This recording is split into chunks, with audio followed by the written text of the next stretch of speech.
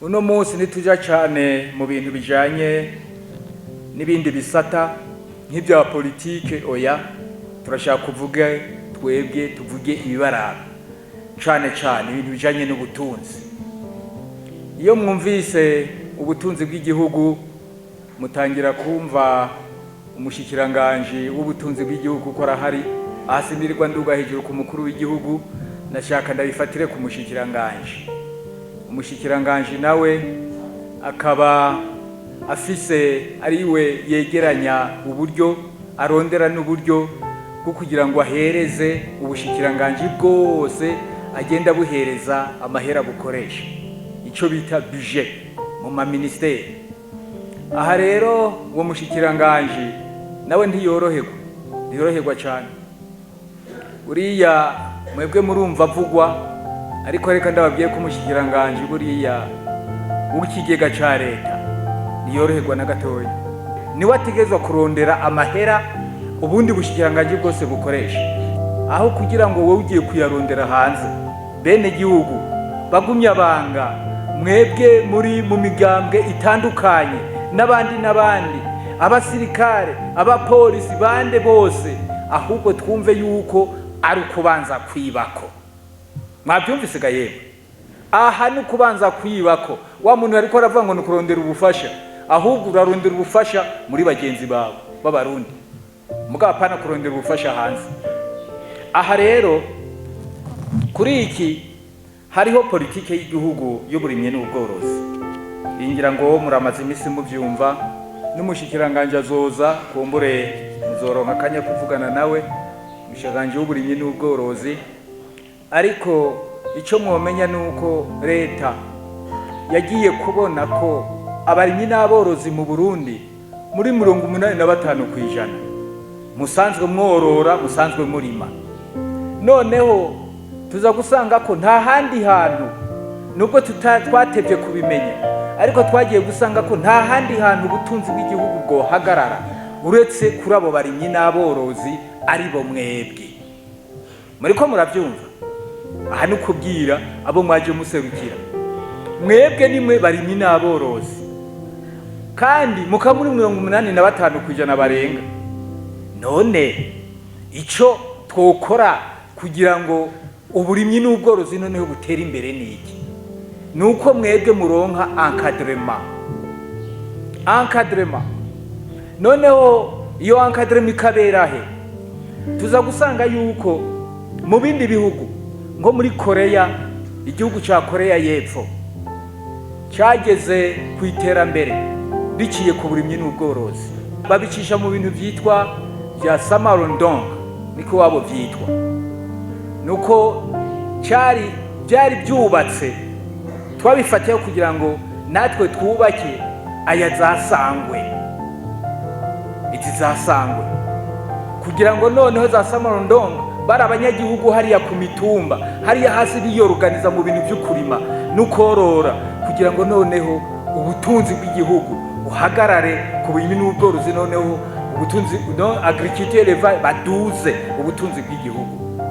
Aha rero none ababwira yuko mwebwe muri hariya ku mitumba twagiye gusanga yuko nk'uko no mu bindi bihugu za Burusiya, za Bushinwa, za Amerika, za hehe, nk'uko bose bagiye bahera ku burimyi n'ubworozi, nagiye twagiye dusanga yuko uburimyi n'ubworozi byo dufasha cyane. Muribuka muri za Amerika baza gucibi ibikaju, muravyibuka? Barima ibikaju, baza guciba ibikaju batwiba abantu ngo bagende kubarimira, kubaterera ibikaju, muravyibuka? Ibyo byose ni ukuvuga ko ibihugu kugira ngo bitere imbere uburimyi n'ubworozi ntabanduka, niyo ntango nyayo. Rero twebwe tuza gusanga yuko twobatunganya abene gihugu hariya ku mitumba mu byo twise amasosiyete cooperative sangwe. Mwebwe mukunze kuvuga ngo cooperative cyaravuyeho, amakoperative yaravuyeho. Yavuyeho kubera iki? Ni na jewe ibwirizwa ryakorewe iwanje ico gihe natwara komisiyo y'ibintu vya politike n'ibindi mu nama nshingamateka, noneho iryo bwirizwa rikoregwa muri komisiyo y'iwanje nari ndongoye. Ni ukuvuga rero yuko ibyo bintu by'amakoperative ndabizi neza, niyo mpamvu ndabibabwira. Twagiye rero ko kuvanaho amakoperative. Kubera iki? Kubera ko amakoperative ubundi wasanga impamvu zatumye abantu basaba amakoperative mu bushikiranganji, twagiye gusanga atarizo mpamvu berekana, atari byo bakora mu gihe koperative itangiye gukora. Koperative ntijya mu bucuruzi. Koperative wasanga ari ikintu kimeze nka but lucratif, ugasanga nta bucuruzi bajamwo. Noneho mugabo mu mikorere y'amakoperative tuza gusanga yuko ahubwo bakora commerce, bigaca bitera ingorane mu mategeko basinyiye muri ministeri y'intwaro hagati mu gihugu. Ugasanga ibyo banditse basinyiye kugira ngo koperative ihabe sibyo bariko barakora. Nibwo noneho twebwe turavye tubona ko harimo ikibazo. Icya kabiri nuko twagiye gusanga yuko amakoperative yose ahomba. Ico gihe amakoperative akora ibyo atasinyiye. Icya kabiri ayo makoperative yose arahomba, na cyane cyane nk'amakoperative yari mu bintu by'ubutare. Nibwo tuvyize hasi hejuru turavuga tuti ibintu bikwiye guhinduka.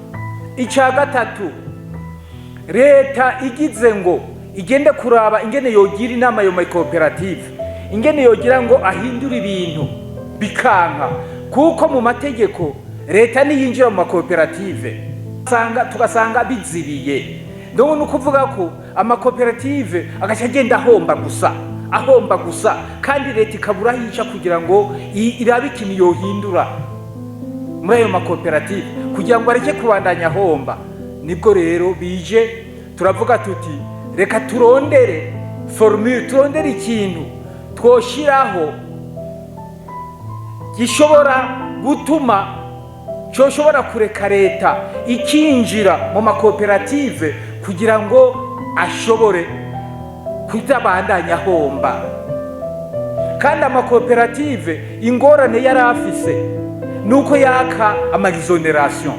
Bashaka ibintu bakora bagaca babwira leta ngo duexonereza tugure ibintu tudatanze ya ma-TVA hanze, ku bintu baguze baranguye hanze mu bindi bihugu.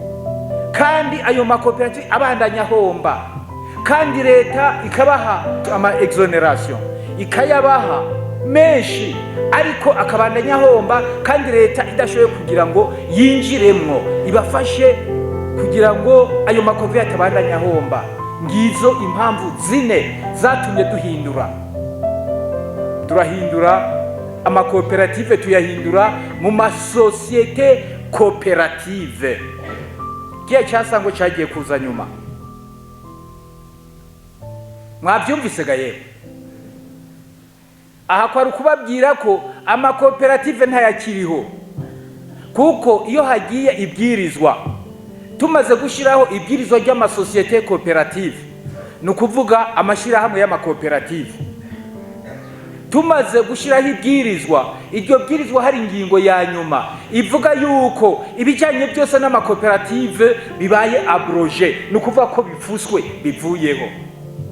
Ikibazo cyagiye kuba nuko umushikiranganji w'intwaro yo hagati mu gihugu yarabijejwe, yararaba ibyo bintu by'amakoperative, noneho aza kwanka ibyo bintu by'amasosiyete koperative, yanka ko amakoperative avaho, kumbera yafise inyungu ziwe. Yanse ko amakoperative avaho, kandi umukuru w'igihugu nawe ariko aravuga bati ibyo bintu by'amakoperative bihagarike, kuko amahera ariko araherera mu bene gihugu bayonona bahomba. Noneho umushikiranganji aranka.